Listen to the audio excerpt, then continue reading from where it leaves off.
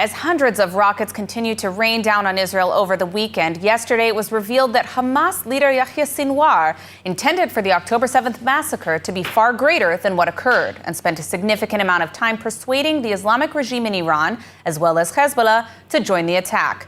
The revelations came to light after the IDF seized records from Gaza, which detail Hamas's nefarious intent on October 7th to cause the state of Israel to collapse.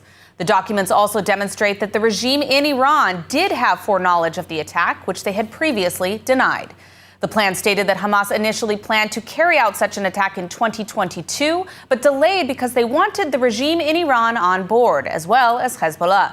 In 2023, Hamas sent officials to Lebanon to meet with officials of the Islamic regime and requested assistance with striking sensitive sites in Israel at the beginning of October 7th, a request that was met with verbal support, but Hamas was told the regime needed more time to prepare before carrying out such an operation that quickly. Hamas documents also show they intentionally delayed the attack in order to maximize the element of surprise and noted that internal divisions within Israel made conditions more favorable. They also explicitly stated a factor in the attack was the need to disrupt Saudi-Israel peace efforts. While the Islamic Republic of Iran did not attack Israel on October 7th, their funding and arming of both Hamas and Hezbollah, as well as foreknowledge of the events, shows involvement at the highest levels of the regime for the October 7th attacks. Well, over 100 rockets were fired at northern Israel before, during, and after the Yom Kippur holiday, and Hezbollah rocket fire continues unabated. ILTV's Devo Klein has more. Incoming rocket fire was reported today in the western Galilee cities of Nahariya and Akko. During the Yom Kippur fast day, sirens repeatedly interrupted prayers in Tzfat, Rosh Pina, and a host of other towns in the Galilee. There were also sirens in Haifa and the western Galilee. Most of the rockets were shot down by air defense or fell in open areas, sometimes causing brush fires. There were some damages, but no major injuries reported. At the start of the holiday, 2 UAVs were fired at central Israel. One of the drones was shot down, while the other impacted in Herzliya on the property of a senior citizen's home. The residents were sheltered and no injuries were reported. A 27-year-old foreign worker from Thailand was killed Friday and another worker wounded when an exploded ordnance blew up in an orchard by the northern community of Kibbutz Yiron. And Hamas had managed to fire 2 rockets at Ashkelon from the northern Gaza Strip. They struck open ground with no injuries reported. The incident marked the 7th consecutive day that projectiles were launched at Israel from the Gaza Strip as the war with Hamas enters its 2nd year. What is Israel's greatest resource? The answer may surprise you. For every high-tech revolution ignited by the startup nation, there are people behind the technology. Join leading experts to discover how engineers and other innovators are driving Israel's prosperity and shaping its future, all while navigating this multi-front war. Be a part of the conversation on October 21st. Join ILTV and Afeka Academic College of Engineering for a free webinar at 9 p.m. Israel time, 2 p.m. Eastern time next week. Register now by scanning the QR code on the screen. The IDF has ordered the evacuation of 22 more Lebanese villages as the operation to push Hezbollah away from the border expands. More from ILTV's Steve Leibowitz. The IDF told more Lebanese residents to head north of the Awali River and warned them not to return home until the fighting is over. The IDF continues entering border towns that served Hezbollah's direct RPG attacks on Israeli homes adjacent to the border. The IDF reports steady progress as additional ground forces enter the arena. We are now going a house through house, raiding each and every house, taking all this gear, dismantling Hezbollah's capability to do the Conquer Galilee plan. This is what we do. This is a limited, targeted raid on the northern part of Israel, okay, that we are conducting across the border to take care with the threat that Hezbollah has built for years. The Air Force continues targeting Hezbollah commanders and striking its missiles and missile launchers, hitting over 100 sites. An attack in central Beirut reportedly killed dozens and wounded over 100. Israel reportedly targeted Hezbollah commander Wafiq Safa, who was reportedly wounded but not killed in the attack. Holding an assessment inside Lebanon, along with Shin Bet chief Ronen Bar, IDF chief Herzi Halevi said the operations will continue until Israel's northern residents can return safely to their homes for now and the long term.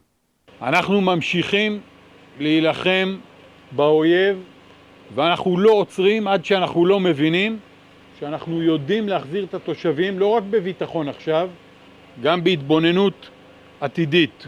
בגבול של שלום, הגנה לצד הגבול. ובגבול של מלחמה, הגנה משני צידי הגבול בחופש פעולה, וזה לקח שכולנו צריכים ללמוד אותו כתוצאה ממה שהיה. Meanwhile, President Biden and European leaders called on Israel to stop firing at UN peacekeepers in South Lebanon.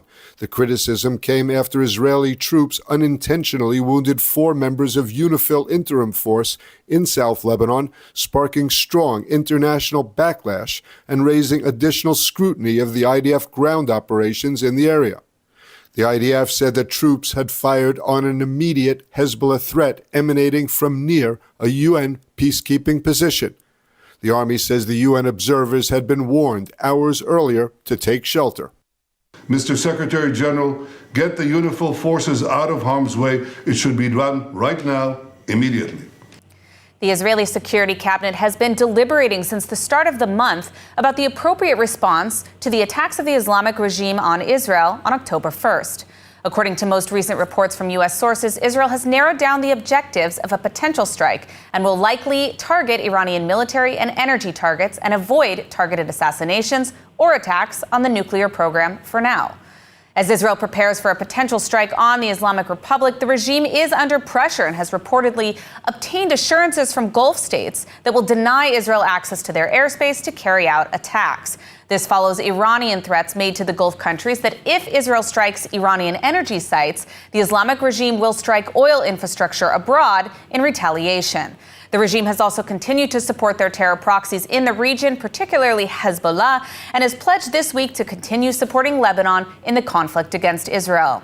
The United States has responded by affirming their support for Israel and will be transferring a terminal high-altitude area defense system operated by American soldiers to assist Israel in intercepting additional ballistic missile attacks. However, the U.S. also emphasized that they do not support an attack on oil facilities in Iran or nuclear sites at this time, just weeks before the U.S. presidential election. While the U.S. has shown strong support for Israel in the escalating Middle East war, U.S. sources have also expressed skepticism over Israel's transparency in revealing what their plan really is in retaliating to the Islamic Republic.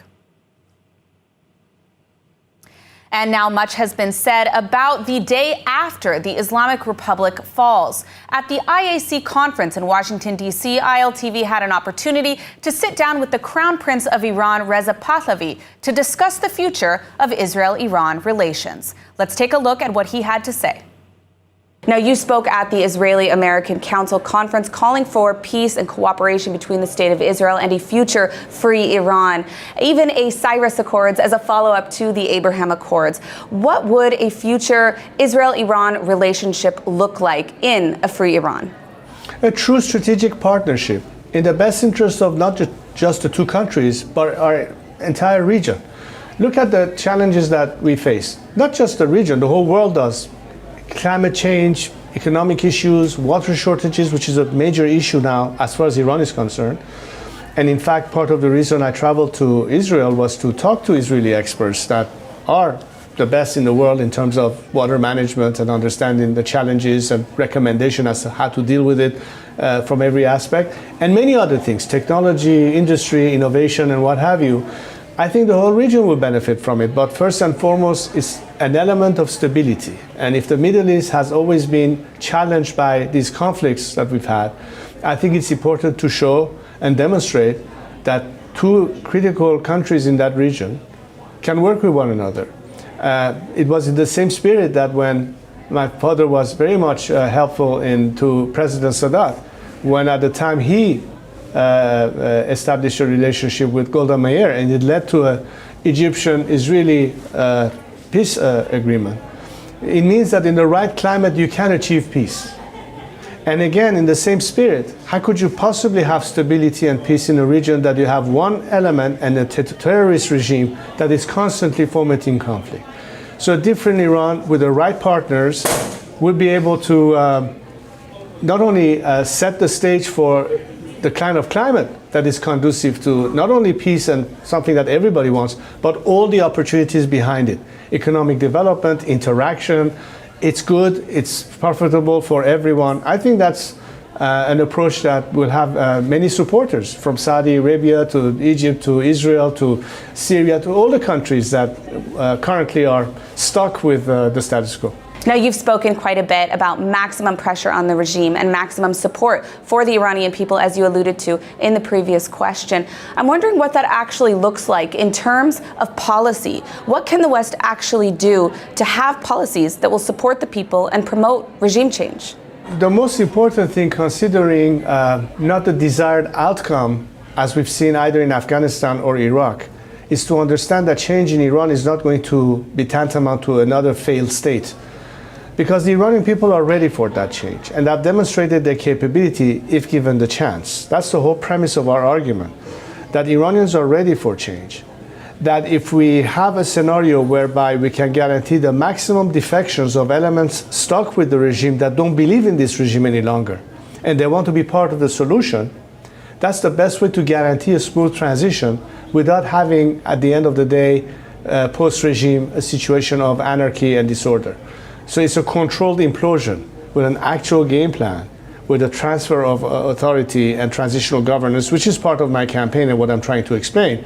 So we can get to a point that Iranians can finally say, now it's up to us to decide for ourselves. We have a mechanism, we have a process, and we have, beyond the obvious liberty, freedom, democracy, and what have you, but a roadmap to recovery, that the country has the opportunity to now bring in foreign investment, address the issue of employment, job creation, everything that economically makes sense to the average person on the streets, because the rest is all motherhood and apple pie. But how do you actually translate it to something that is beneficial, not only for Iranians, but for those who will benefit from it? So it's a win-win scenario.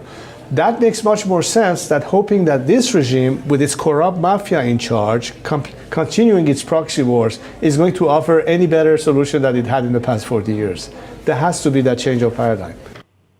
Do you want to transform your love for Israel into a meaningful action? ILTV is proud to partner with Blessed by Israel, a company that brings you extraordinary products handcrafted by the brave pioneers of Judea and Samaria. Every purchase supports their mission and strengthens Israel's heartland. Let's take a closer look at Blessed by Israel and how you can make a difference today. Support Israel with every purchase you make from Blessed by Israel. The goods they offer from families of the biblical heartland are more than just wonderful products. They're a statement of solidarity and an investment in Israel's future. When you shop at blessedbyisrael.com, you stand against boycotts and uplift the resilient pioneers rebuilding their homeland. Make your purchase count today. Visit blessedbyisrael.com. Shop now and become part of strengthening Israel's roots and securing a bright future. Israel is facing a multi-front war with ground forces conducting simultaneous operations in Lebanon, Gaza, and Judea and Samaria. ILTV's Steve Leibowitz reports that the ground war in Gaza is intensifying. Day 373 of the war in Gaza, the IDF is carrying out operations against Hamas operatives throughout the Gaza Strip. In southern Gaza, an IDF soldier, Staff Sergeant Itai Fogel, 22, was killed in battle in Rafah on the southern Gaza border as the IDF eliminated a number of terrorists attacking Israeli forces. In central Gaza, the IDF troops of the 252nd Division killed Hamas operatives, targeting them with anti-tank missiles. And in northern Gaza, the IDF is expanding its ground offensive to prevent Hamas from re-establishing itself in the war-torn areas. Troops from the 162nd Division have eliminated more than 20 terror operatives in Jabalia. New evacuation orders were given to Gaza residents as the IDF enters areas where Hamas is attempting to regroup. Meanwhile, the IDF is continuing its initiated anti-terror operations in Judea and Samaria. The IDF, Shin Bet, and Border Police arrested more than 70 wanted persons, destroyed explosives, and confiscated weapons of various types, along with tens of thousands of shekels in terrorist funds. The forces focused efforts in Kalandia Nablus, and the Jordan Valley. Since October 7th, Zaka Search and Rescue has been at the forefront of saving lives. And one of the Zaka volunteers who has played a critical role is Simcha Grieneman, who has been with the organization for over 30 years. He played a critical role following the October 7th attack, during which he and his team worked tirelessly to recover bodies under extremely difficult and dangerous conditions. Today, he joins us to discuss the work of Zaka and their new Resilience and Healing Unit, which you can learn more about and support by scanning the QR code on your screen now. Now, Simcha, I want to thank you for joining us first and foremost. You've been with Zaka for over 30 years. You've seen a lot. What is it that's changed emotionally and psychologically over the years about the work that you're doing?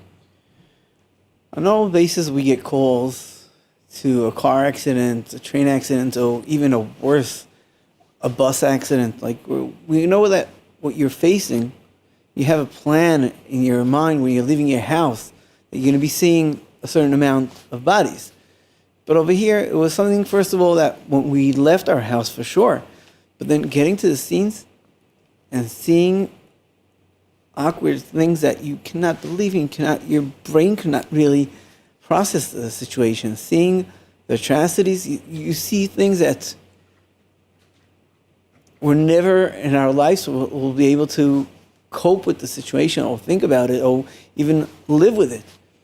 So, how was your team able, on October 7th itself, how was your team able to push through this extreme psychological and even physical risk at the time when you were on the ground in southern Israel? So a lot of the volunteers, even people that are like me, like over 10, 20, 30 years, some of them weren't able. We came to situations that in our lifetime, we saw so much and we weren't able to go into a house because the atrocity over there, the way that people were killed brutally, children, women in different situations, we had to work on ourselves to be able to go in there and to just put ourselves in the point that this is what we're trained to do. And if we don't do it, who will do it? We can't just leave the bodies laying around for days and days. Not only that, every moment, these bodies could have been taken to Gaza as hostages. We saw that. The bodies were all of a sudden gone. And it took time until we found them or we got information that they were taking in. So it was important first for the families. Second, for making sure that everything is done properly according to the law, the halakha, to make sure that the identification of every person that we deal with, we saw the face, we saw a tattoo, we saw a birthmark that we could say for sure this is the person, and connect whatever seam that there is to connect for the families, to bring the families the calmness to know, okay, those were the last moments, but we have where to go to pray or where to go to be with, to connect to. We still have 101 people in Gaza, and it pulls you all the time to a different situation, understanding what they went through and understanding what they're going through. It's unbelievable. Now Zaka has this new Resilience and Healing Unit, obviously something that's very much needed after the events of October 7th. Can you tell us more about this new unit and what it's doing to help the volunteers? Well, on a daily basis, when we have any situation, so we sit together, we speak, we have specialists that come and give us ideas and try to help us out. But October 7th was totally different. You're talking about hundreds of bodies, 1,200 Israeli citizens and close to 100 Thai workers and different workers from different countries, and then dealing with 1,500 bodies of terrorists. You're dealing with a totally different situation of hundreds of bodies. This is a special team that deals with trauma. Now, we saw that the past year, the volunteers, as much as they're strong, and they know that they need to get whatever care that they get on a daily basis, but this is totally different. And we have to have more personal, one-by-one taking care of each one, making sure that not only them, their families, their children. Absolutely. Understand, if you come at home, you come to a house and the father is falling apart, the children right away feel it. The wife, I'm not talking about, but even co-workers. Well, we're close to 4,000 volunteers in the organization, and people leave their job, like me. We left our jobs, we left everything just to go and to help, to bring as much as possible, and to do whatever we are trained to do. And then we left behind my business, my workers, people that are around me, and we see it that as long as it goes, guys need more and more personal help by horseback riding, swimming, all the kinds of special activities that you guys activities are that we doing are getting. in But this, we have to have more personal. So it's totally a different understanding, and it's totally a different open line now. Absolutely. Well, unfortunately, we are out of time. But if any of our audience viewers do want to support this important cause and the critical work of Zaka that has really been on the forefront since October 7th, doing the work that really no one else is doing, please do consider supporting Zaka with the QR code on your screen. Thank you so much for joining us, Simcha, and for all the work that you and the other volunteers at Zaka have done since October 7th and before. Thank you. And over the weekend, Jews in Israel and across the world fasted as we marked Yom Kippur, the Day of Atonement, a day that Israel quiets down and we reflect and pray. But how does this day look, well, in the midst of a multi-front war? ILTV's Ariella Lachiani is here with more. Thank you, Emily. So despite heavy rocket fire in the north, a drone strike targeting Herzliya in the center, and Hamas targeting Ashkelon, most Israelis were able to observe Yom Kippur amid tense quiet. Now, many carried phones for the first time on the fast day, just in case there was news they needed to know. And though the roads were clear of cars and instead were filled with children on their bicycles, this Yom Kippur definitely carried a different atmosphere as the first Yom Kippur Israel has seen during a war since the Yom Kippur War in 1973. The hostages still held in Gaza were, of course, on everyone's minds, as well as the ongoing war in both the north and the south. And the blowing of the shofar, that is the moment that culminates the fast day of Yom Kippur. This year, the shofar blowing took on special significance in Tel Aviv. The shofar was blown at Hostage Square as people prayed for and remembered the hostages held in Gaza. And IDF forces deployed in Gaza and Lebanon also observed the holiday tradition at the end of Yom Kippur.